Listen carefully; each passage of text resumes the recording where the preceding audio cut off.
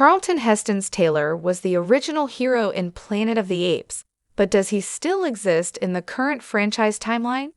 Starting with the release of the first film in 1968, Planet of the Apes explores a future in which humanity has destroyed itself, and Earth is now ruled by primates who have evolved to be the superior beings on the planet. Taking a page from author Pierre Boulle's classic political satire novel, the first film leaned heavily into the science fiction elements and launched a franchise that is still going strong today. The classic films from the 60s and 70s featured a convoluted timeline, and the introduction of time travel only made things more complicated. An attempt to remake Planet of the Apes came from Tim Burton in 2001, but the new vision is generally regarded as a spectacular failure. Fortunately, the franchise was saved with 2011's Rise of the Planet of the Apes, which went back to the very beginning of the story and launched a prequel series. However, this reset made some big changes to the canon, and Charlton Heston's Taylor was left in limbo. Rise of the Planet of the Apes rewrote the origins of primate dominance on Earth, and in doing so, they likely also made it impossible for Taylor to even exist.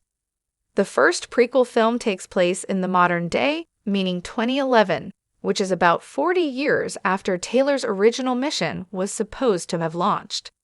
1968's Planet of the Apes clearly mentions that Taylor and his fellow astronauts left Earth in 1972, but were lost in space for thousands of years before arriving back on the planet. This detail could still have been part of the canon if not for a cheeky reference to the original film in Rise of the Planet of the Apes.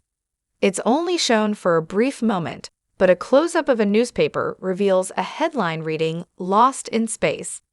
This seems to suggest that the mission didn't happen in 1972, but has been retconned to happen in 2011 instead. Unless Taylor's lifetime was also shifted forward, he would likely be much too old to be on a space mission.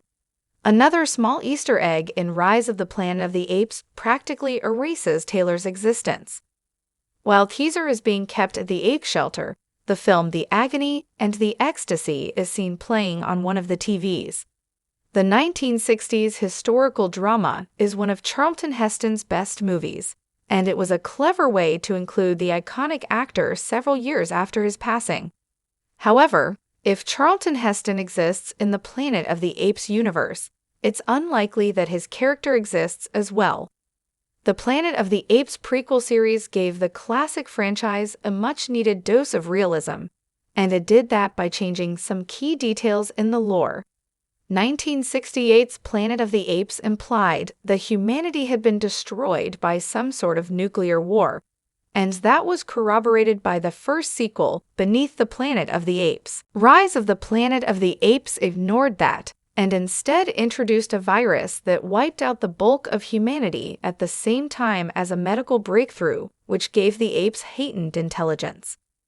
This change is similar to the retcon that Escape from the Planet of the Apes introduced, and the third film in the original series was the first to make major changes to the established lore. Even back then, it's unclear if the change in the timeline made it so that Taylor never arrived in the future. Escape takes place in 1971, a year before Taylor's mission was supposed to start.